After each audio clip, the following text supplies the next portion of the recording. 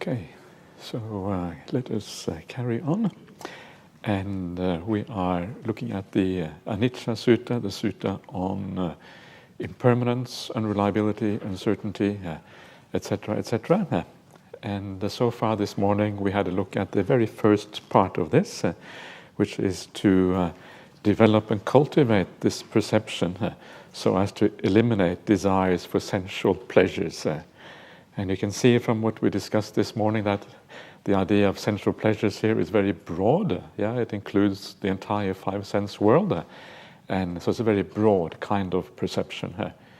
And I don't know what you feel about that. If that was some of that stuff was it's a bit too much, or whether you're happy, okay with that. It may seem like a lot, and sometimes it's important to kind of distill it down to its essence, and a lot of the essence just comes from things like death contemplation. If you do death contemplation, you are doing a lot of all of this right away. That's a simple way of thinking about it. But of course, all of these other ways, they add kind of breadth and scope to that, and then different ways of looking at it. And sometimes we need, to sharpen our tools a bit to look at things from different angles, and that helps the process of contemplation. So that is the essential pleasures. I think maybe at this point it would be nice to go back to the Anapanasati Sutta and have a look at the very last part of that sutta, because that has a similar kind of contemplation of impermanence towards the end, which shows an alternative way or an additional way or a complementary way of doing this. So this is the very first sutta that we were looking at. Go back to the very beginning.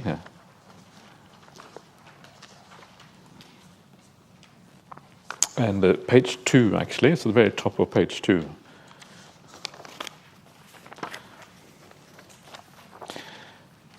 And so now, just to remind you of the Anapanasati Sutta, the Sutta on mindfulness of breathing, the idea, the 16 stages, and the first 12 stages are really about the calming of the mind, the stilling the mind, bringing it all the way to a state of samadhi. That is what that is about, gradually, stage by stage. And we had a look at the various degrees of calming, the various degrees of peace, the various degrees of joy. We had talked a bit about the samadhi nimittas, the bright lights you can see in your meditation, and we looked at all of those things.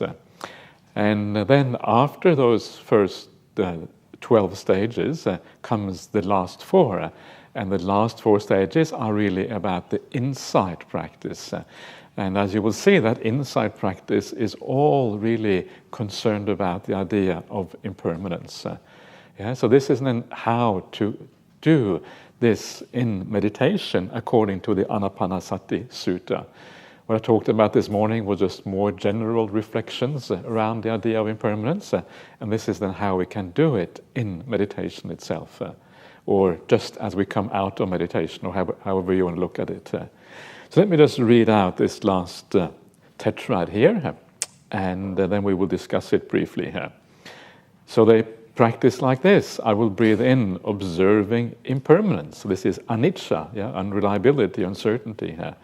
They practice like this. I will breathe out, observing impermanence, anicca nupassi. They practice like this. I will breathe in, observing fading away. This is viraga nupassi. Anupassi is observing. Viraga is fading away. They practice like this. I will breathe out, observing fading away. They practice like this. I will breathe in, observing cessation. They practice like this. I will breathe out, observing cessation. They practice like this. I will breathe in, observing letting go. Patinisagga anupassi. They practice like this. I will breathe out, observing letting go. So this is all observing things that lead to insight or understanding. This is kind of the vipassana part, if you like, or the insight part of the Anapanasati Sutta, mindfulness of breathing. And what are these 4 things? What is going on here? What is anicca nupassi here? And what these 4 things are, they are degrees of impermanence. They all are impermanence in one way or another, but there are different degrees of that. And so the initial idea of impermanence here, which here is just called impermanence, it's just that there is change. There is general change. Things are always moving around. Things are never stable. That's kind of the initial part here. But then the second part is viraga, means fading away. This means that the impermanence, and this is where meditation is different from kind of observing the world or observing things outside. The impermanence has a certain direction to it. In other words, things are kind of fading away, means something is becoming less and less and less. So it's not just that it is changing, it is actually changing in a certain direction whereby it fades away. And then that fading away, the end point of fading away is obviously cessation. This is where all fading away ends. It ends in the complete vanishing of something. And this is the culmination of impermanence as far as meditation is concerned. In the world, you can say that things come and go a lot, and this kind of, you don't see so many cessations. Well, sometimes you do see cessation. One life comes to an end, that's the cessation of that life, if you like. But here we are seeing the ending of phenomena in the body and mind, because we're dealing with the body and mind here. We're looking internally, not so much outside. Things end, things cease. And then the very last one, patinisagga, letting go. Well, this is the mental attitude. When you see things ceasing, when you see things are completely, utterly unreliable because they disappear completely, see that enough times, you can't desire it anymore. You let it go completely. You lose your interest in those things. And this is the idea of letting go. This is what happens in the third noble truth, the ending of craving. Craving gets ended completely once and for all. The underlying tendency to desire is destroyed. It can't really arise again. So these are 4 steps in impermanence, degrees of impermanence. So how does this actually work? What is it that we observe in this particular way? What do we focus on? And what we focus on is a process we have just been through. We've been through 12 steps of mindfulness of breathing. And that process that we have been through has these characteristics, or parts of that process has these particular characteristics. So what that means, for example, as you are becoming peaceful and calm, you will see that there is change. The breath is coming and going, that's one kind of change, or painful feelings come and they go. You know what it's like in meditation, they come and they go, and they sometimes you wish they would fade away, but they don't fade away. Sometimes the wrong things fade away, or the wrong things don't fade away, and the things you want to hold on to, they fade away. That's kind of where it gets problematic. So there is impermanence. Things come and go like this. But then there is also a fading away of phenomena, and this is the beautiful part of the meditation practice. As you become more peaceful, the body fades away. You have less perception of the body. The body is no longer there. After a while, you can't really feel it anymore. Initially, you sit there holding your hands together, you can feel your hands. After a while, the hands can't feel them anymore. Unless you move them, then you will feel them. But if you keep them completely still, the feeling goes after a while. And so the entire sense of body fades away. And then there comes a point in this process where not only does it fade away, but it ceases completely. It ceases to the point where you can no longer even access that body. The body is completely gone. So this is what we mean by the process in meditation. You see things, you see impermanence, but now you see it very profoundly because you see things fading away, and now you're focusing on yourself, on the 5 internal khandhas, on your very existence. And that's why it becomes much more powerful and much more interesting, because now you're uncovering, or potentially uncovering, the very kind of deepest realities of what you are as a human being. And that, of course, is very important, and for the whole spiritual practice. And so you see the fading away, the body fades away. You see the same thing with the 5 senses. The 5 senses, initially you may still be hearing things, you may still be things going on, but after a while the 5 senses are no longer kind of significant. I mean, the sense of smell and the sense of taste kind of disappear quite quickly. You close your eyes, so the sense of sight isn't really very active. Eventually it fades away completely. The body stays for quite a while, it's still kind of accessible. Sounds start to fade away. The body is there mostly in the breath to begin with, and then the breath starts to fade away until there's nothing left of the body. Sounds kind of gradually, it's as if they become fainter and fainter and kind of, far away, and they kind of become less accessible as well. And so gradually that whole world of the five senses fades away. Yeah, and this is the idea. Before we were talking about the impermanence, the unreliability of the world of the five senses. But it's actually much more than that. The idea here is that whole world can fade away and cease. And that, of course, is very profound. It is very profound because what it means is that if that world can fade away and you are still here, you are still here observing, but that five sense world has actually disappeared. And not only has it disappeared, you are very happy that it has disappeared. Yeah? You thought the worst thing that could happen to you in the world is not being able to see or not being able to hear. No one wants to be blinded by choice. But here you are blinded. You are deaf. There's nothing you can do. And you are perfectly happy. You're far more happy having these five senses gone than you were before. So this is really, really profound. Yeah, now you are actually emerging from the five sense world. And you understand for the first time in your life that is a great thing to emerge from that five sense world. And this is what we mean by deeper insights into the nature of reality. You're seeing impermanence very, very profoundly. There is no access to the five sense world. And moreover, you understand that lack of access is a blessing. And you're happy for that reason.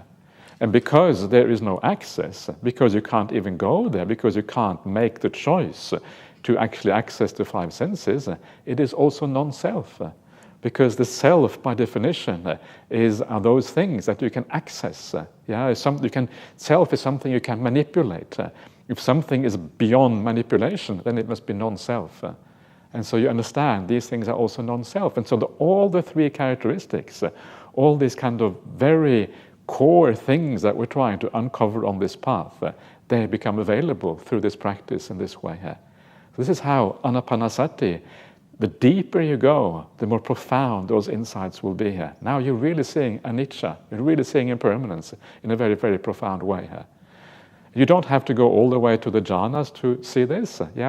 If you go partially on the way, just to the points of joy and happiness, or the mind kind of coming, the nimittas arising, these kind of things, you will already learn quite a lot from that. Many things have already ceased. There's much more happiness than there was before. So already you start to understand happiness and joy, permanence and impermanence, self and non-self. These things gradually become clear. And so for this reason, this is now when we come back to this idea of reflecting on your meditation at the very end. This is really what that reflection comes back to. This is right out of the Anapanasati Sutta. This is ultimately what we're trying to see in that reflection. What does it mean to give up? What is actually letting go? Well, this is the real letting go. Letting go completely of very core aspects of the five khandhas that you thought it was impossible to let go of. Now you're letting go of these things. And so when you kind of look back, and sometimes you can spend a bit more time if you find it really fascinating to observe what has happened. The deeper you go, the more the potential for insight at that particular point when you come out. So initially, when we meditate, we just do some very simple contemplation at the end. You just try to understand a little bit about letting go, a little bit about producing joy, a little bit about what peace and happiness and joy and what all of these things are. That's kind of the beginning. But as the meditation deepens, it becomes more and more like this. More and more what we see here in this particular sutta. And this is where, awakening happens. This is where you become a stream enter. This is where the big-time Buddhism happens. If you want to be a big-time Buddhist or a small-time Buddhist, it's your choice. It's profound, and it's sometimes, I don't know what you feel about it. Maybe you think this sounds scary or whatever. Of course, it's not scary at all.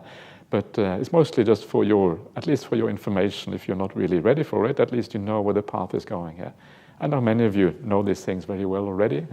But if you are a newcomer, it can seem a bit, whoa, what is this? Sounds a bit, at least it's interesting, right? You've got to admit it's interesting.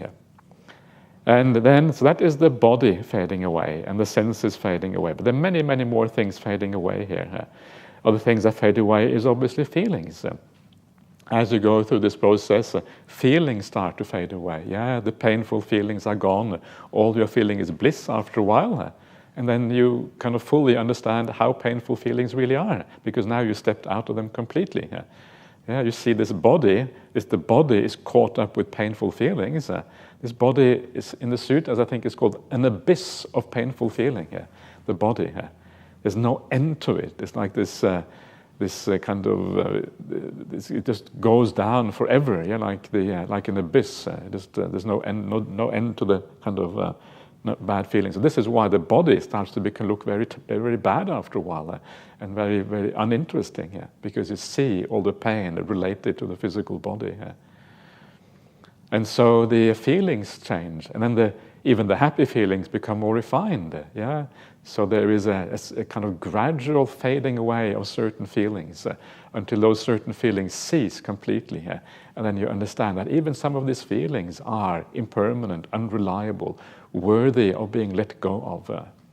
This is what you're seeing here. Perceptions, the third of the five khandhas. Your perceptions are changing. Initially, your perceptions still have aspects of the five senses there. The body is a kind of perception. The breath is a perception in your mind. You're perceiving the breath. So anapanasati itself is a kind of perception, the whole process. The perception of seeing the feelings is a kind of perception. The bliss is a perception. All of these things are changing. Things are letting go of. The perceptions related to the five sense worlds are disappearing, fading away, eventually let go of. And the perceptions in the mind, the perceptions of bliss, the perceptions of samadhi nimittas and forms and these kind of things, they also change and fade until you enter the jhana stages. So perceptions are changing. You can see their impermanence, the moving away, things ending, becoming simpler and simpler and simpler. And when you come into the jhana states, there's almost nothing left in the entire world. There's a very, very basic bliss that remains. That's all that remains. All other perceptions are gone. And that's one of the reasons why it is when you come into the jhanas, awakening is so much more natural, because all you have to understand is that experience in the first jhana. Everything else has already disappeared. Everything else you have already understood. Otherwise, you wouldn't be able to get to the first jhana. So everything else has already been abandoned. Now all that's left to abandon is the first jhana experience itself. That's all that remains of the five khandhas. The rest of the five khandhas, the five aspects of personality, the rest of who you are has already been given up. All that's left is the first jhana experience. And so now you need to understand that. And we'll come to that later on. We're going to look at everything all the way to the end of the path. You can see what happens. And then there is the idea of the will. This is the fourth of the five khandhas. The fourth aspect of personality, the will, the sankhara khandha. The will, the whole process of meditation here, as we saw before, is a process of gradual stilling. You're becoming more and more peaceful. You're stilling the breath, then you're stilling the chitta sankhara, the processes in the mind, and then you're stilling the mind itself. The samadhang chittang. It's a gradual stilling of things. Stilling. And of course, that stilling, that is the sankharas themselves gradually fading away. Sankhara is activity. Sankhara is the will. Sankhara is intention. And the less activity is going on, the less movement there is within you, within your body and mind, the less sankhara there is. So the will is dying down. And this is kind of some very profound insights that come from understanding the stilling of the will. After you come out of a jhana, the will has been completely stilled, because in the jhana there's only one experience over long periods of time. And so you start to understand that the will itself is impermanent, can fade away, can cease for long periods of time. Again, this is very, very important insights. And the reason is because the will is one of the fundamental things that we take to be ourselves. I am the will, I'm the doer, I'm the creator, I'm the creative person. I make all of these beautiful things for the world. Yeah, you're an artist or whatever. But actually, that will turned out to be a nuisance. That creative act was a problem. When all the will is gone, wow, you have never felt so happy for letting go of the will. Yeah, being able to not do anything, being locked out of the will entirely is the most blissful experience you ever had in your life. The will is a problem. Yeah, and that's really radical, that the will is a problem, because it turns upside down so many things of what we think it is to be human being. Yeah. It is fundamental usually in the world to take the will as what we are. Yeah, we are. What can we possibly be without the will? It's a very good question. And that, of course, the reason why it is a very good question, because now you're getting very close to the idea of non-self, because you are giving up such fundamental aspects of who you are.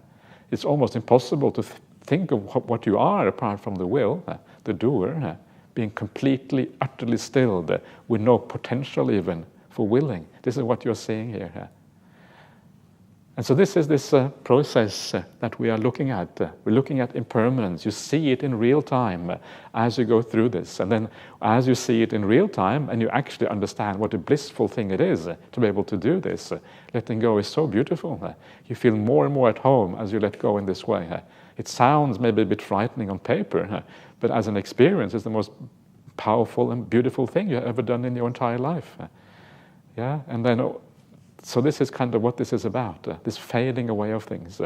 And lastly comes the consciousness aggregate itself, the very fact of knowing. That too then is eventually seen in exactly the same way. And this is the 5 khandhas being understood as impermanence. So this is the process coming from a meditation point of view. So what I have now talked about, I started off by talking about the world in general being impermanent. Yeah, this is kind of a general reflection, which I think all of us can see. Yeah, everything is always teaching us, kind of idea. Then your personal life being impermanent. Yeah, everything that happens in your personal life, family, things you own, things that you think you own anyway. You don't actually own them, you just think you own them. So all of these things that kind of we take to be ours, in the life for us, that is impermanent. And then finally, the impermanence that you see through the process of meditation itself. All of these things are related to each other. They're not really different, but it can be handy to kind of separate them a bit like this. Ultimately, all of these things, they reduce down to the 5 khandhas. But it's useful to think of things in this way, because that's how we tend to experience the world. So then a very important part of this is the kind of gradual cessation of the 5 senses that we see in meditation, and that relates directly back to the sutta that we were just looking at, the sutta of the Anicca Sutta, which starts off with talking about the impermanence of sensual pleasures of the 5 sense world. Yeah, so these relate to each other. So let's go back to that sutta again.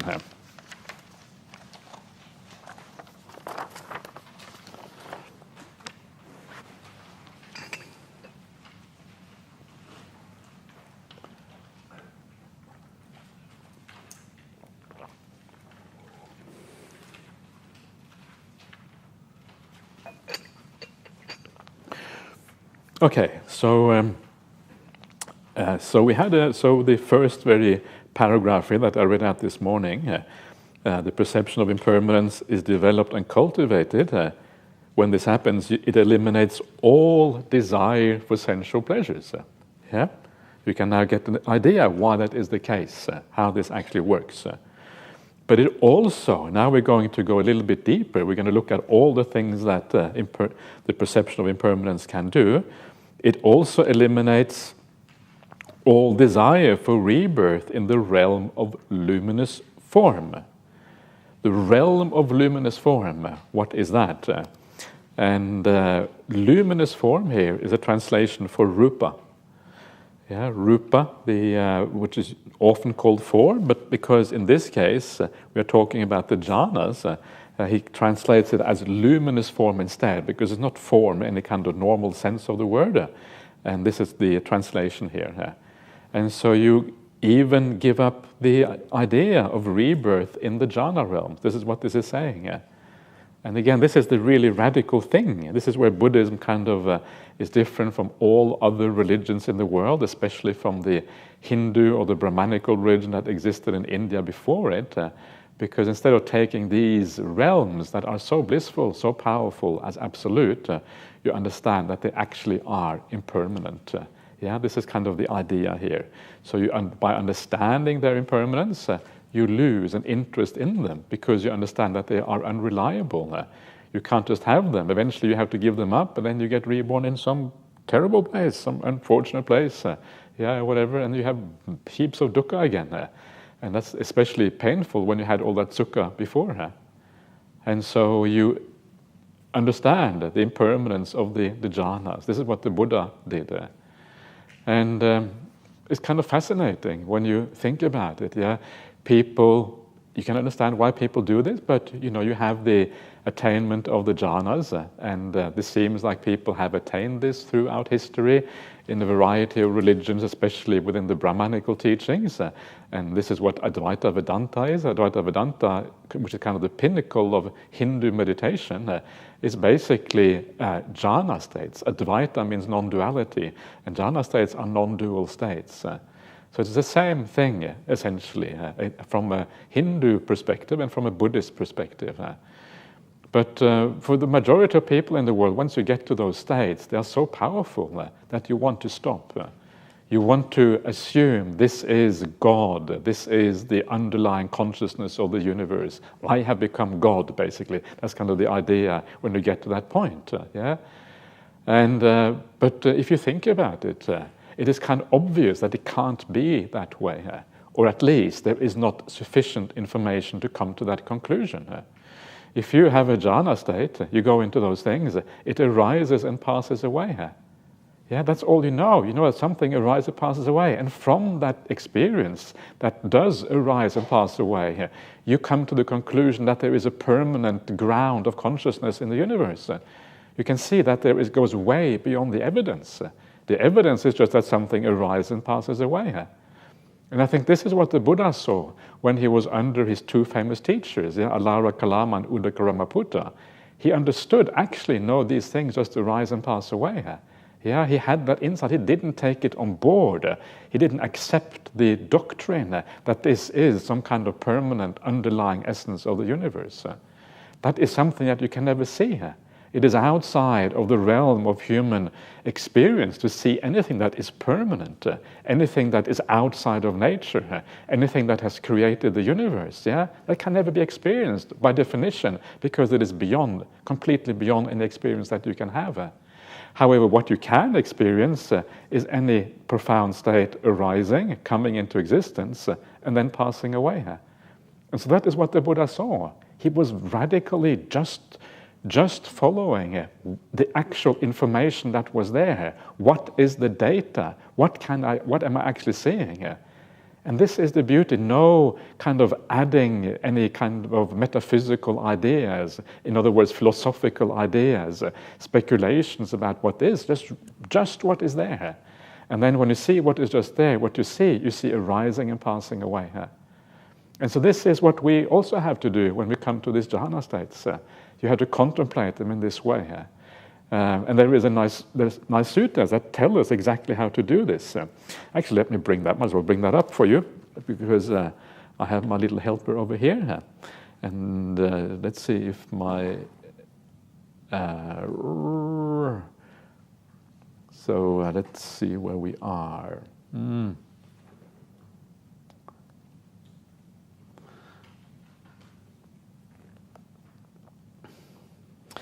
So you have to kind of know your way around the suttas a little bit to kind of put them all together, because they fit all together very nicely. And then when you see that, you kind of see what is, you understand the overall picture much better. So I'm going to go to the Majjhima Nikaya now.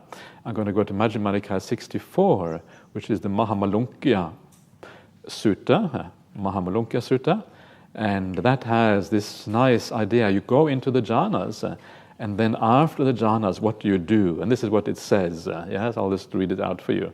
So you enter the first jhana, which has the rapture and bliss born of seclusion while placing the mind and keeping it connected.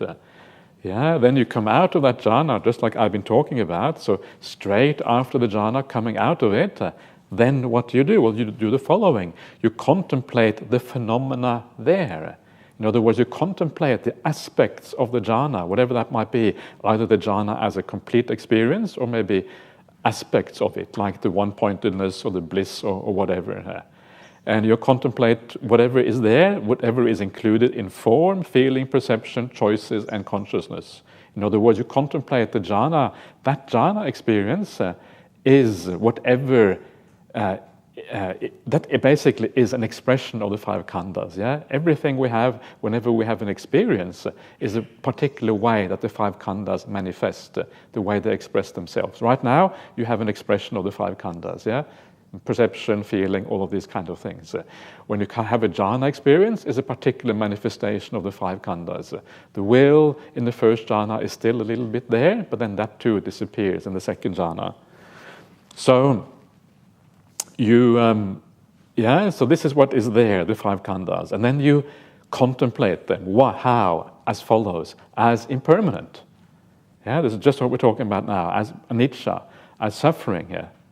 As a disease, as a boil, as a dart, as misery, as an affliction, as alien, as falling apart, as empty, as non-self. That's 11 factors in how you contemplate that. And if you look at those various qualities I just talked about, they are basically the three characteristics. Impermanence, suffering, and non-self. It's just broadened out the scope of the three characteristics by adding more synonyms, etc. So this is the job that we have to do. And the most powerful of those is probably impermanence, because impermanence is easy to see. Elsewhere in the suttas, I think this is maybe Majjhima 52 or something, the Attakanagara Sutta, Attakanagara, the eighth town, something like that. Attakanagara Sutta, the Buddha says that the way you contemplate the jhanas, you contemplate them as constructed and made, as created. You are creating these jhanas through your practice. How do you get the jhana? Because you practice in a certain way. You relax, you chill, you wait for things to happen, and you go into jhana, ideally. Ideally, you go into jhana. It may not always happen, but that's kind of the ideal. And you have constructed it. It has come about because of a certain practice, a certain way of doing things. That's why they are there. And without that, they wouldn't happen. So when something is constructed, it is impermanent, because everything constructed in the world, once the constructing factors fall apart, the construction itself falls apart. It kind of builds it up. It lasts for a certain while through the momentum of that construction. And when that momentum ceases, it dissipates again, you come out. You can see that. You see that directly going into jhana, then coming out again afterwards, because the momentum or whatever has dissipated. And so this is how you contemplate these things. And as you contemplate these things in this way, then you also go beyond even the realms of jhana. Don't worry too much about this. If you have, many of you will never have experienced a jhana, and because of that, take this on board just as interesting. This is how the path works. Don't worry too much if it seems very profound and abstract. It is just to kind of laying out the picture so you can see what is going on. By far more important is what I talked about yesterday, about understanding the impermanence of the sensual realm or the five sense world, because that will, down the track, allow you access to the jhanas and deep samadhi if you do that contemplation properly. But it's interesting just to look at the complete picture here. So please forgive me if you feel some dukkha at this point. Hopefully not too much dukkha. Then we have for rebirth. The next factor here is for rebirth in the future life. So you cultivate, you eliminate all desire for rebirth in the future life. If you have the sense of perception of anicca, and this happens as a natural consequence of the things I've been talking about now. But it can also just be understanding the impermanence of life, the impermanence of where are you going to go next, what is going to be your next rebirth. These kind of things also come into the picture here. because rebirth is kind of a slightly worrying process, even scary, when you think about it in the right way. And so you understand that impermanence, contemplate that, and you just don't want to be reborn anymore because of the impermanence of everything, the uncertainty, the unreliability, nothing you can hold on to. So why on earth would you want to be reborn, especially when you get reborn in some very bad places sometimes. And then finally, the perception of impermanence, it overcomes, eliminates all ignorance and eradicates all conceit I am. As you see impermanence, it means you also, as I mentioned before, also understand dukkha. So you fully understand all phenomena in the world as dukkha. You see everything as non-self. And when you do that, you reject everything. Everything patinissagga, you let go of everything. Nothing is really interesting. And then you let go of everything, and that understanding of everything as dukkha, that insight is stream entry, and then down the track you become an arahant by cultivating that further. So this is kind of how it happens. When you see everything as impermanent, the moment you do that, that is when you, at the very least, you become a stream entry, and then further down the track you become an arahant. That is what this is about. That is that insight. And those three characteristics, they appear to you at the same time when you fully understand one of them. How do you do that? Well, you do that through this contemplation I was just talking about now, in particular with the seeing, understanding the jhana experiences. And then you eradicate all conceit I am. The asmimana anusaya, asmimana, the conceit I am. So the idea I am, you realize it was a mistake. You have been going around fooling yourself to think that you are, and then one day you realize, actually, this is a mistake. I am not. There is no I am. This I am is not really there. You still exist in a certain way, but you exist not quite in the way you thought that you existed. You exist as an impermanent blob of five khandhas, but you don't exist as a self, and that is what you kind of understand at this point.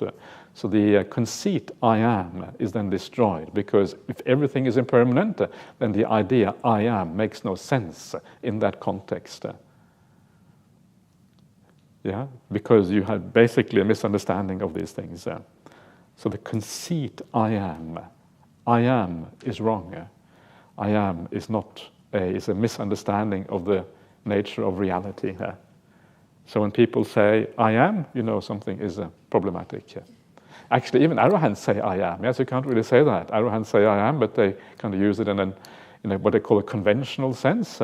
But deep down, the kind of feeling of I am is kind of gone at this particular case. So that is what that is about. So sometimes you hear people say I am that, and they kind of have some deep philosophical meaning. I am that. Well, if you have I am that, that's called wrong view in Buddhism. So it's problematic from a Buddhist point of view. So watch out for those that I am that philosophy. It's not reliable. So this is the idea of the contemplation of impermanence, or at least there's some ways to think about it. And I don't know about you, but I find it very interesting and very believable and very rational. And now we just have to do it and see it in the same way.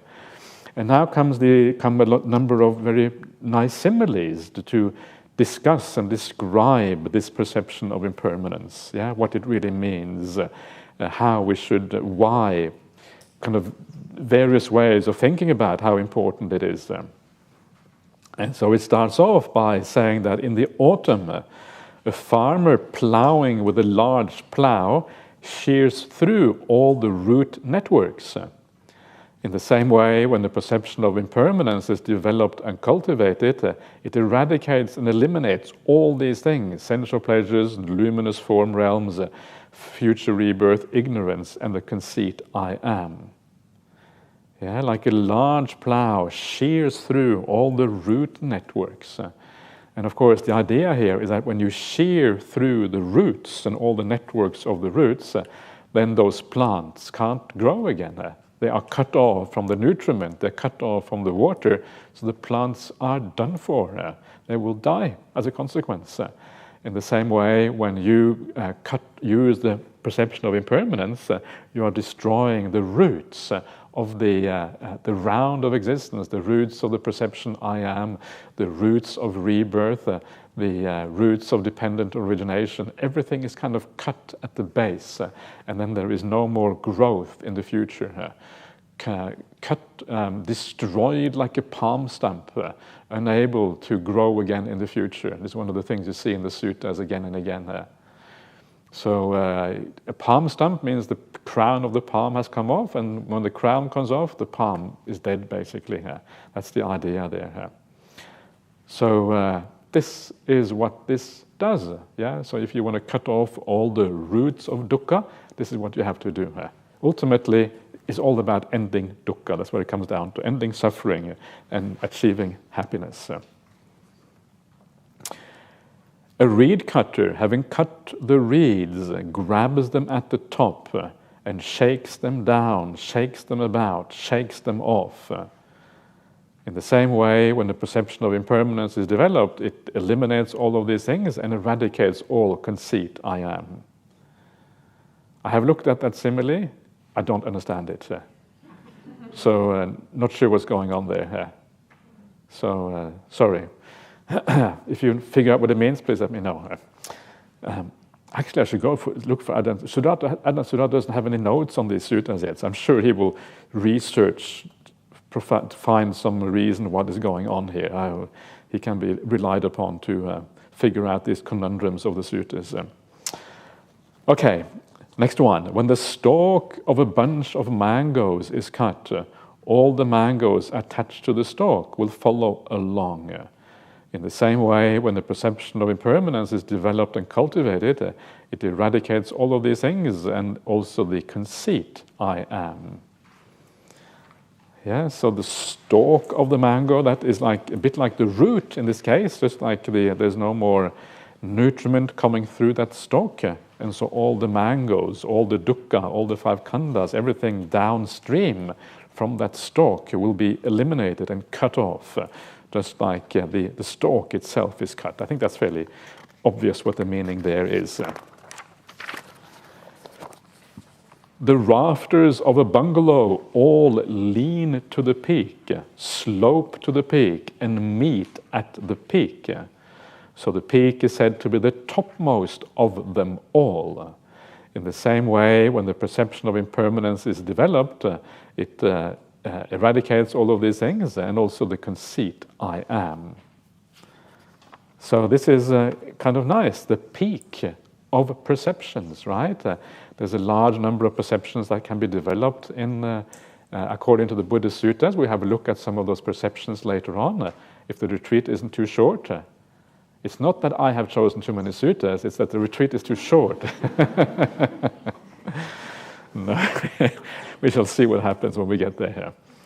The peak, everything kind of meets at the peak. The peak is topmost. The peak is what matters. So all these other things kind of culminate in that peak. All of these other perceptions, they culminate in the peak.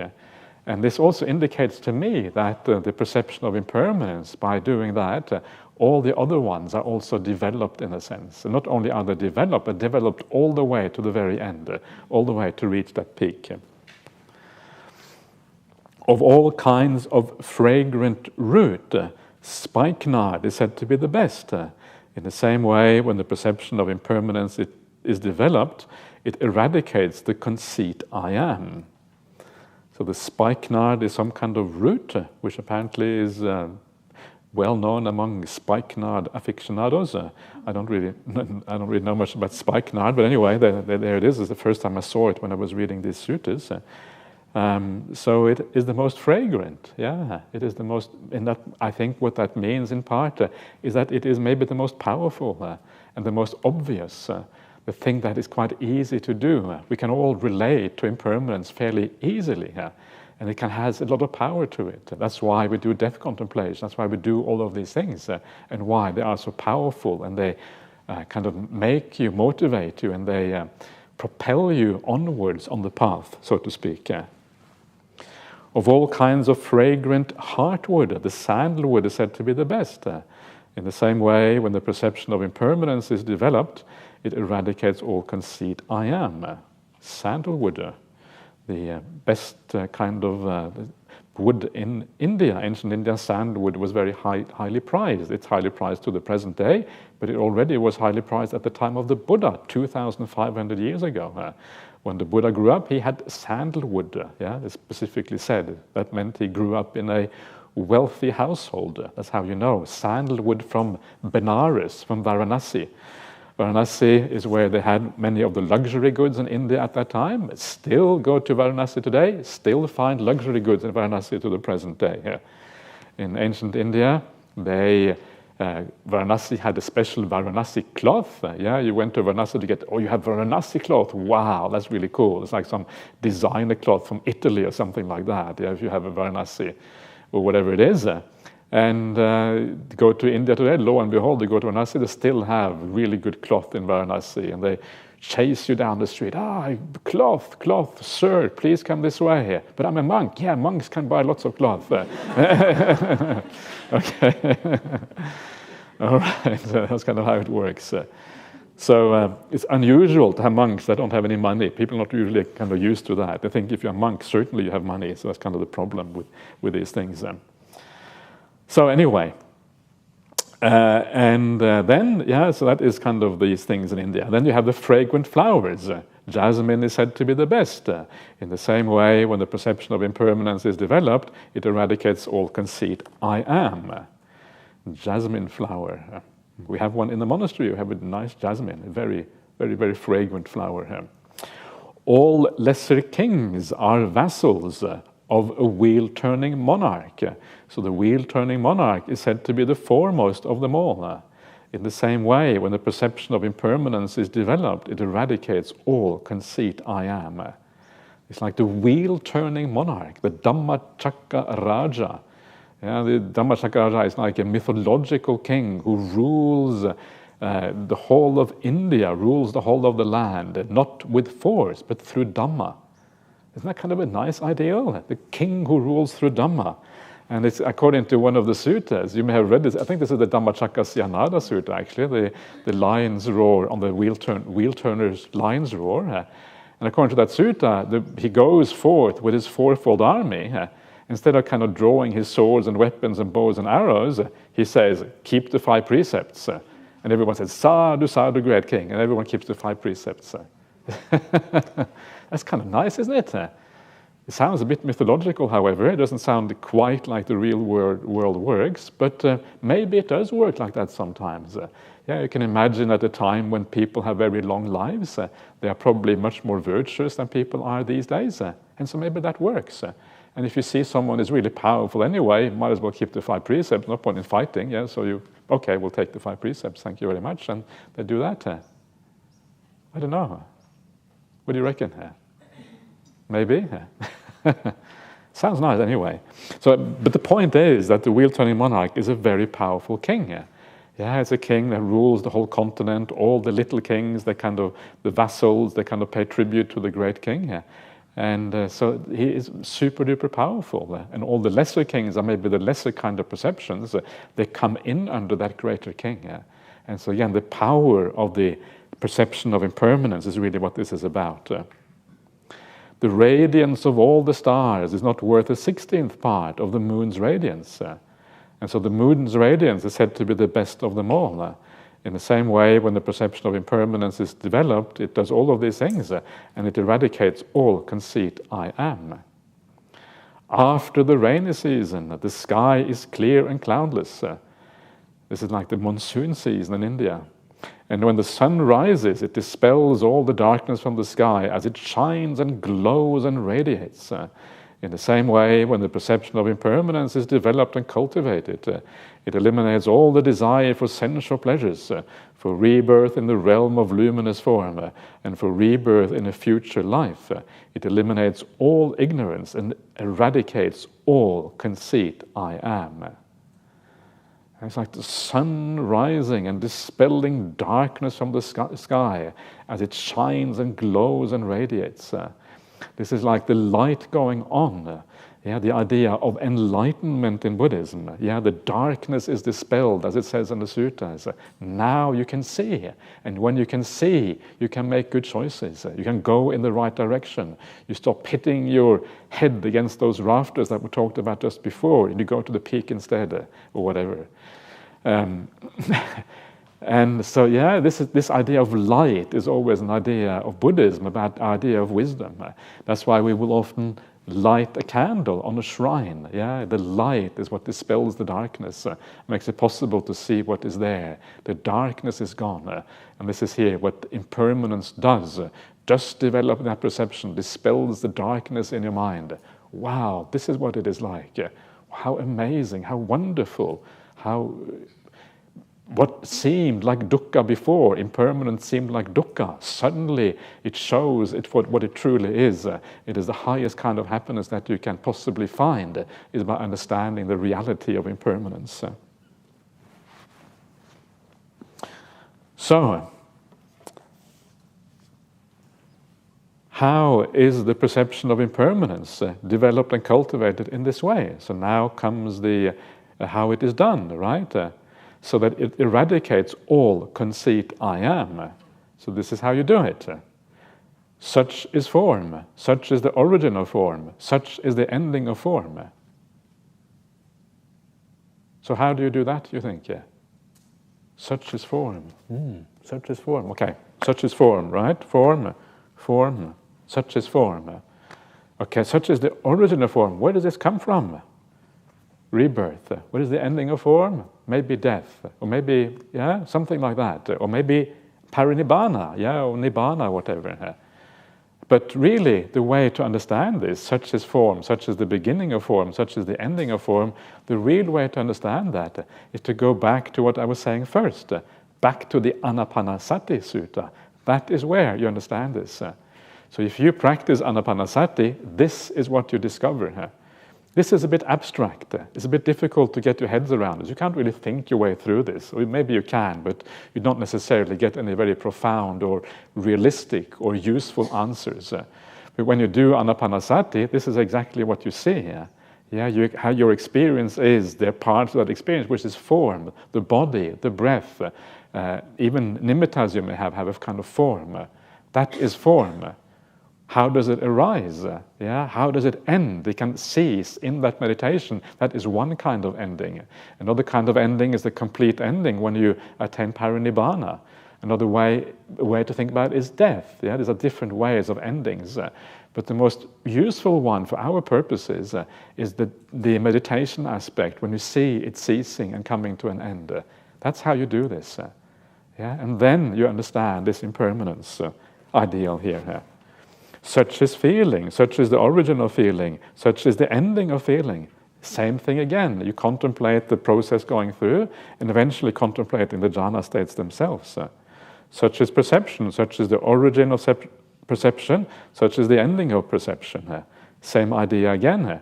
Such are choices, or such is volition, or such is intention, or such are willed activities. These are various translations of sankhara.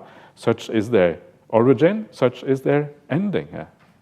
And then finally comes the most profound one of all. Such is consciousness, such is the origin of consciousness, such is the ending of consciousness. This consciousness means awareness. It means the ability to know anything at all. And when I use the word know, I don't mean knowledge, I mean just the bare reality of knowing anything, of being aware of things.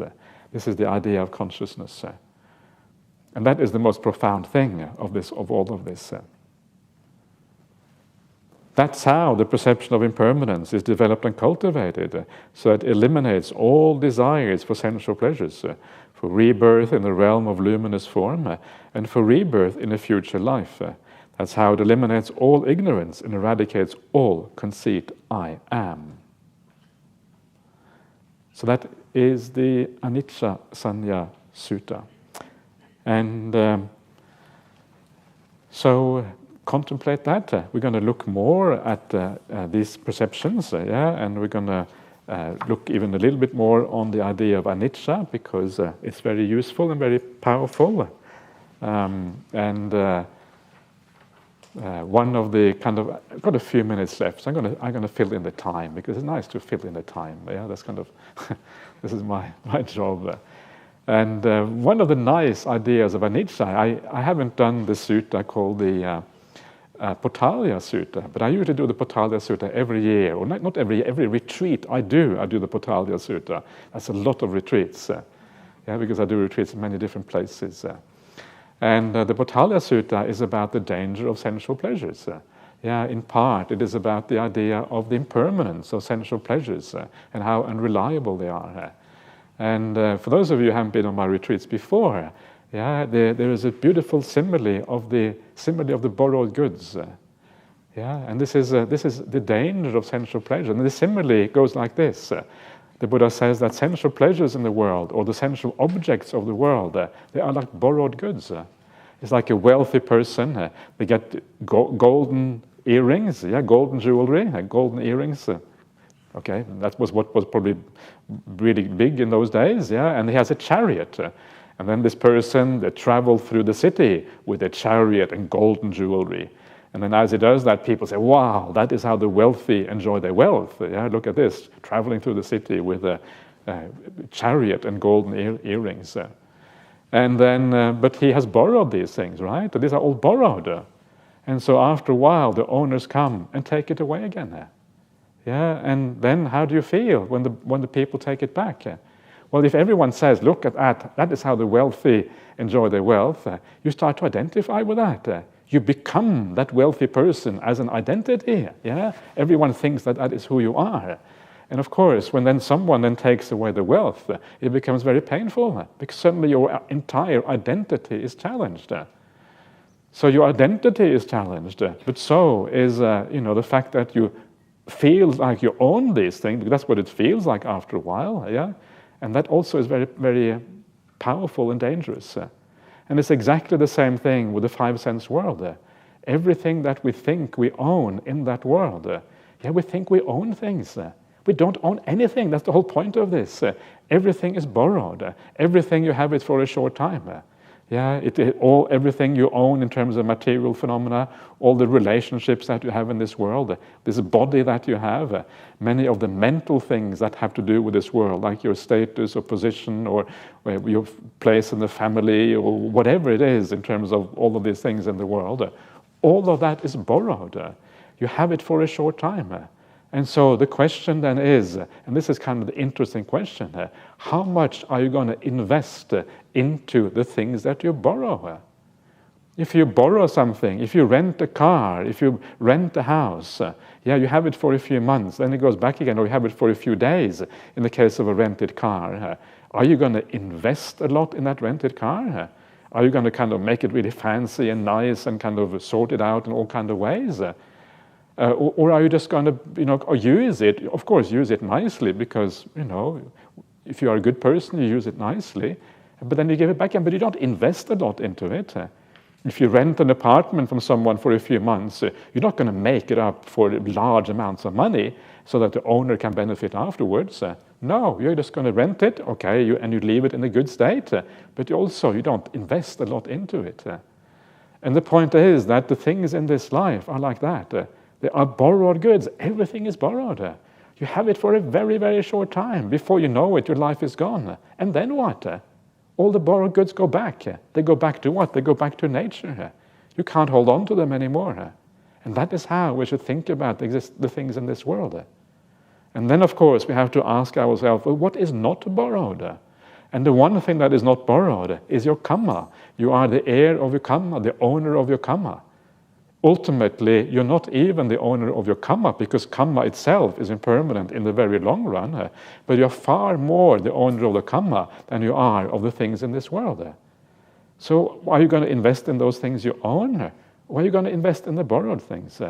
Obviously, we will invest in those things that we own. So how do you invest in your karma? How do you invest in that? Well, it's just investing in the spiritual life. You don't have to make any massive changes in your life. What you have to do is to think, how am I living? Am I living optimally? Am I taking every opportunity to be kind, every opportunity to be generous, every opportunity to be compassionate, to be caring, to look after people, not to get in the way of people, but to help them forward and to kind of rejoice in their life or whatever? Am I taking the opportunity to understand the Dhamma, to contemplate impermanence, to contemplate kindness and all these kind of things? And if you are, then you are living well. It's not so much about what you do in your life. You can do anything, almost. You can't be a criminal, of course, but that doesn't work. That's kind of not compatible with kindness. But any job is okay, but you start to think about your life, your family, everything in a different way here. You take all of these things as vehicles to practice in the spiritual life, vehicles to practice all of these good qualities, and your whole life becomes a spiritual practice. And when your whole life becomes a spiritual practice, that is when it becomes really, really powerful. So remember that everything in your life, everything in the five sense world is borrowed. You have it for a very short time. At the most, you have it until you die, and your death can happen at any time. Don't invest too much of your resources, of your time, of your mental energy, of your intentions, of your activities in that world, because it will let you down, guaranteed. Invest it instead in the spiritual practice, and then you're going to be on the right track. And this is the idea of impermanence for you from that simile of the Potalya Sutta. So that is all for now. So please keep on enjoying yourself, and we'll see you back again at 7 o'clock this evening.